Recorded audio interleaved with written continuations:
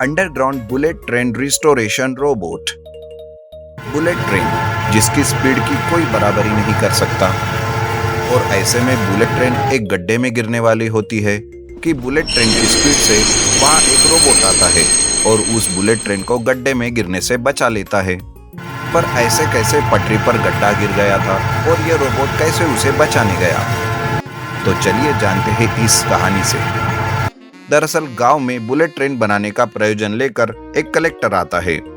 वो गांव में सभा बुलाता है और कहता है, सुनो गांव वालों, गांव में बुलेट ट्रेन बनने वाली है, पर इसके लिए कुछ लोगों की जमीनें चाहिए, जिससे आपको भी बहुत फायदा होगा। आपको उस जमीन के अच्छे पैसे मिलेंगे और तो और आपके घर के एक सदस्य को नौकरी भी मिलेगी। लेकिन इस बात से जमींदार राजी नहीं होता और वो कहता है, नहीं नहीं, हम अपनी जमीनें किसी भी हालत में सरकार को नहीं देंगे। हमें नहीं चाहिए आपकी बुलेट ट्रेन और ना ही पैसा या कोई नौकरी। जमींदार खुद तो मना करता है, लेकिन गांव के लोगों को भी वो भटकाता है। सरकार का ऑफर ठुकराने के लिए वो कहता है, लेकिन कलेक्टर भी गांव के लोगों को बहुत समझाने की कोशिश करता है। तभी कुमार नाम का इंजीनियर कहता है, सुनो गांव वालों, आप अपनी जमीनें सरकार को दे दीजिए, वैसे भी तो वो बंजर ही है। क्यों रे कुमार, तुम्हें खूब समझ में आ रहा है क्या? जमीनें देंगे तो कैसे गुजर बसर करेंगे? नौकरी जो मिलेगी उन ट्रेन में और पैसे भी मिलेंगे। बेचारे गांव वाले कम से कम आपके कर्जे में तो नहीं डूबे रहेंगे। पर जो अच्छी जमीनें हैं वो तो बर्बाद हो जाएंगी ना। उसका भी सॉल्यूशन है, अंडरग्राउंड बुलेट ट्रेन बनाकर। उससे तो किसी को कोई नुकसान भी नहीं होगा। क्यों गांव वालों? कलेक्टर को भी अंडरग्राउंड वाली बात बहुत पसंद आती है। गांव वाले अपनी बंजर जमीनें सरकार को दे देते हैं, पर जमींदार का इससे बड़ा नुकसान होता है। जो किसान जमींदार के कर्जे से डूबे हुए थे, वो सारा कर्जा उनका चुका देता है और फ्री हो जाते हैं। बाद में तो उन्हें कोई कर्जा लेने की जरूरत भी नहीं थी। इस वजह से जमींदार कुमार पर बहुत चिढ़ा हुआ रहता है। कुछ ही दिनों में गांव में अंडरग्राउंड बुलेट ट्रेन की पटरी बनना चालू होता है। देखते ही देखते पटरी का काम पूरा होता है और बुलेट ट्रेन अंडरग्राउंड से चलने भी लगती है। कलेक्टर के कहे मुताबिक किसानों के हर घर से एक आदमी को बुलेट ट्रेन में नौकरी मिल जाती है, जिस वजह से गांव वाले बहुत खुश हो जाते हैं और हंसी खुशी से जिंदगी बिताने लगते हैं। तभी एक गांव वाला कुमार से कहता है, आपका बहुत बहुत शुक्रिया इंजीनियर साहब, आपकी वजह से हमारे अच्छे दिन आए हैं। वरना तो अच्छे दिन की बात 2014 से की जा रही है, अब तक तो बस राह ही देख रहे थे। इस तरह से गांव का हर कोई कुमार की तारीफ करने लगता है। कुमार की गांव में एक लैब थी, जहां पर वो नए नए रोबोट बनाने का काम करता था और रोबोट बनाकर बेचता था। बुलेट ट्रेन की स्पीड से इंस्पायर होकर एक दिन कुमार सोचता है, बुलेट ट्रेन की स्पीड का तो कोई भी जवाब नहीं, और अगर ऐसे स्पीड वाला रोबोट हो जाएगा तो कैसा रहेगा? ये तो बड़ा ही चैलेंजिंग है, पर ऐसे चैलेंज को उठाकर देखता ही हूं मैं। कुमार ऐसा सोचकर अपने काम में लग जाता है। वो एक ऐसा रोबोट बना रहा था कि वह बुलेट ट्रेन की स्पीड की बराबरी कर सके। कुमार रोबोट बनाने में जुट जाता है। वैसे में एक बार गांव में कुछ चोर घुस आते हैं। तब एक चोर दूसरे चोर से कहता है, अरे भाई, ये कैसा गांव है? एक भी घर में चोरी नहीं कर पा रहे हैं। ये तो पहली बार हुआ है हमारे साथ। लगता है इस गांव से खाली हाथ जाना पड़ेगा। अरे नहीं मेरे भाई, नहीं, ऐसा कैसे खाली हाथ जाएंगे गांव में बुलेट ट्रेन के होते हुए। अरे हाँ रे, चलो अंडरग्राउंड में जाकर पटरी ही चुरा लेते हैं। ऐसा कहकर दोनों चोर पटरी चुराने के लिए अंडरग्राउंड जाते हैं। पर ट्रेन की पटरी चुराना कोई मामूली बात नहीं होती। दोनों चोर पटरी उखाड़ने के लिए खोदने लगते हैं। पटरी उखाड़ने के बाद वहां पे एक गड्ढा बन जाता है और वो उस गड्ढे को वैसे ही छोड़कर चले जाते हैं। उधर कुमार का रोबोट भी तैयार हो जाता है, बस उसका टेस्ट करना बाकी रहता है। तब कुमार सोचता है, रात के वक्त ही इस रोबोट का टेस्ट करता हूँ। अगर कुछ काम का ना हो तो कोई हंसेगा तो नहीं, किसी को कुछ मालूम भी नहीं पड़ेगा। और अब बुलेट ट्रेन के आने का वक्त भी हो रहा है, अभी इस रोबोट को टेस्ट कर ही लेता हूँ।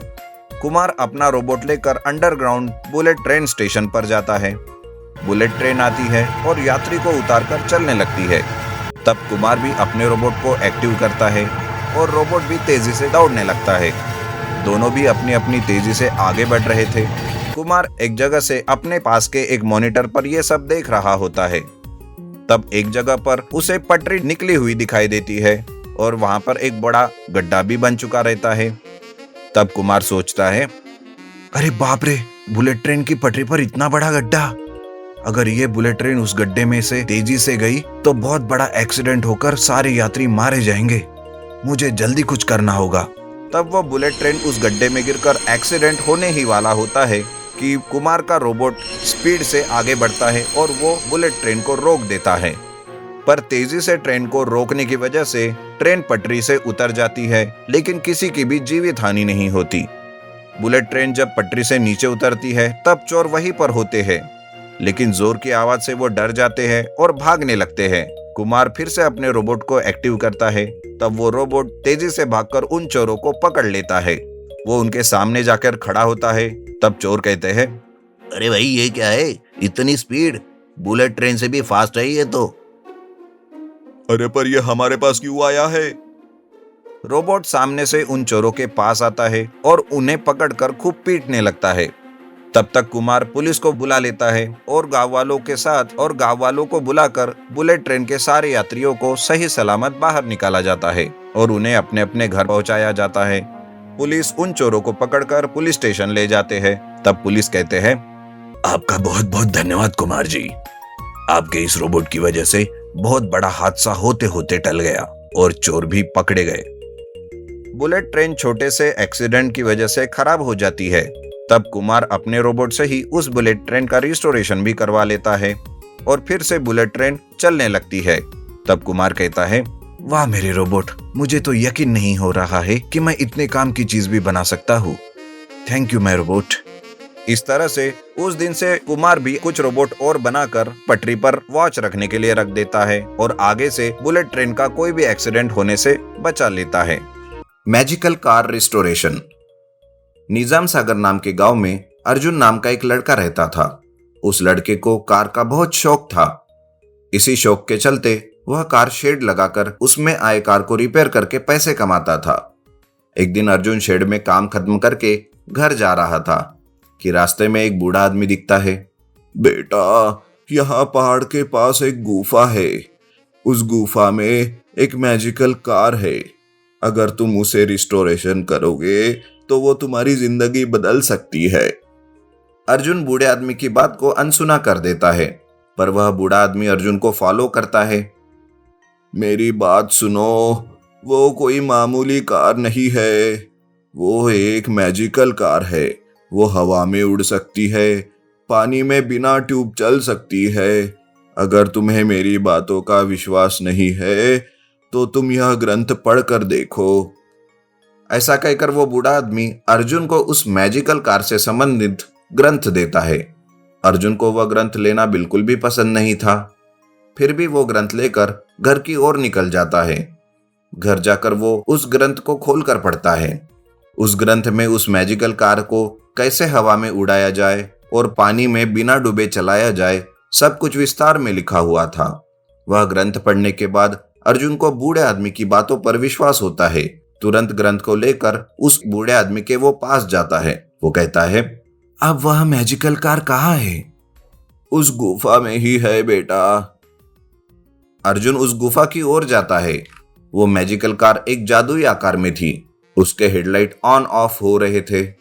अर्जुन उस्ताद के पास जाता है। उस ग्रंथ को उस कार के पहले हिस्से में रखता है। जैसे ही वो ग्रंथ को रखता है, कार अपने असली रूप में आ जाती है। अर्जुन थोड़ी देर उस कार को देखकर उस कार को रिस्टोरेशन करता है। यह देख बूढ़ा आदमी खुश हो जाता है और वो कहता है, तुम्हारा बहुत बहुत शुक्रिया बेटा। तुमने मेरी बहुत बड़ी मदद की है। ऐसी कोई बात नहीं है। मैं एक बार इस कार को ट्रायल लेकर देखता हूँ कि यह कैसे हवा में उड़ती है और पानी में कैसे चल सकती है। ठीक है बेटा, जाओ जाकर ट्रायल ले लो। ऐसा कहकर वो बूढ़ा आदमी भी कार में बैठता है। अर्जुन उस कार को उस ग्रंथ के मुताबिक हवा में और पानी में चलाता है। ये देख अर्जुन को एक शक होता है। बड़े मियाँ, आपको कैसे मालूम कि उस गुफा में मैजिकल कार है? अरे बेटा, वो मेरी ही कार है। जब वह कार तुम्हारी थी तो तुमने खुद उसे क्यों नहीं लिया? मुझसे मदद क्यों मांगी? मैंने मैजिकल ग्रंथ में लिखे हुए सूचनाओं का उल्लंघन किया था, इस वजह से मैं शक्तिहीन हो गया। आजकल के जमाने में ऐसी जादुई शक्तियां है क्या सच में? मेरी यह कहानी बहुत वर्ष पुरानी है बेटा। तो फिर आपको आपके बारे में और इस मैजिकल कार के बारे में बताना ही होगा। ठीक है बेटा, पर मेरी एक शर्त है। मैं मेरी कहानी को एक साधारण कहानी के रूप में बताऊंगा। तुम्हें बेकार के मजाक और सवाल किए बगैर ये सुननी होगी। ठीक है, आप बताना शुरू कीजिए। बूढ़ा आदमी अपनी कहानी शुरू करता है। कुछ साल पहले निजाम सागर नाम के गांव में श्री पाठी नाम का एक आदमी बहुत कीमती कार लंदन से मंगवाता है। उस कार को समंदर के रास्ते से एक परदेसी लाता है। सर नमस्ते। नमस्ते।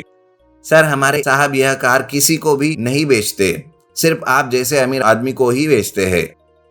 अरे ओए, तू अपनी बकवास बंद कर और सीधे मुद्दे पर आ। सर ये मैजिकल कार हवा में उड़ सकती है और पानी में चल सकती है। क्या सच में? मुझे एक बार हवा में उड़कर बताओ तो। त्रिपाठी के यह कहते ही परदेसी त्रिपाठी को उस कार में हवा में उड़ाने लगता है। त्रिपाठी हवा में उड़ते हुए खूब मजे ले रहा था। वह बादलों के मजे ले रहा था। थोड़ी देर एंजॉय करने के बाद वो कहता है, वाह मजा आ गया, अब हम पानी में चलेंगे। परदेसी त्रिपाठी को पानी की सैर करवाता है। नदी में कार को चलाते हुए त्रिपाठी कार में मजे लेते हुए बहुत खुश होता है। इस तरह दोनों का ट्रायल खत्म होने के बाद परदेसी कहता है, सर इस मैजिकल कार को बहुत ही सावधानी से हैंडल करना होगा, नहीं तो यह मैजिकल कार एक जादुई कार में बदलकर सब कुछ उसमें समेट लेगी। अच्छा तो बताओ इसे कैसे हैंडल किया जाए। सर आप ये ग्रंथ पढ़िए, आपको सब मालूम हो जाएगा कि इसे कैसे हैंडल करना है। मैं चलता हूँ। ऐसा कहकर वो परदेसी उस मैजिकल कार और उस ग्रंथ को त्रिपाठी के हाथ में रखकर वहां से चला जाता है। बाद में त्रिपाठी उस मैजिकल कार से संबंधित उस ग्रंथ को पढ़ता है।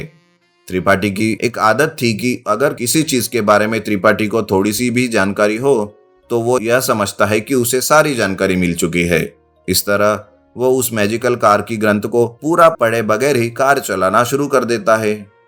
वो उस कार को हवा में ले जाता है। इस दौरान उस मैजिकल कार को हैंडल करना त्रिपाठी को मुश्किल हो जाता है और वह कार एक जादुई कार में बदलकर एक खाई में पड़ जाती है। तो ऐसा हुआ बेटा, वो कार खाई में गिर गई और उस कार की वजह से मुझे श्राप लग गया। कार उस मैजिकल गुफा में जाकर वही पड़ी हुई है, इसलिए कह रहा हूँ कि तुम अगर वहां जाकर उस कार को निकाल लोगे तो मैं उस कार से श्राप मुक्त हो जाऊंगा। लेकिन मैं उस कार का क्या करूंगा? उसे किसे दूंगा? तुम्हें उस कार को किसी को देने की जरूरत नहीं बेटा, वो कार अब तुम्हारी है।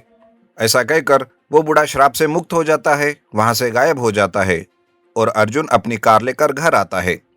इस तरह उस कार को रिस्टोरेशन करके हमेशा के लिए वो कार अर्जुन के पास ही रहती है।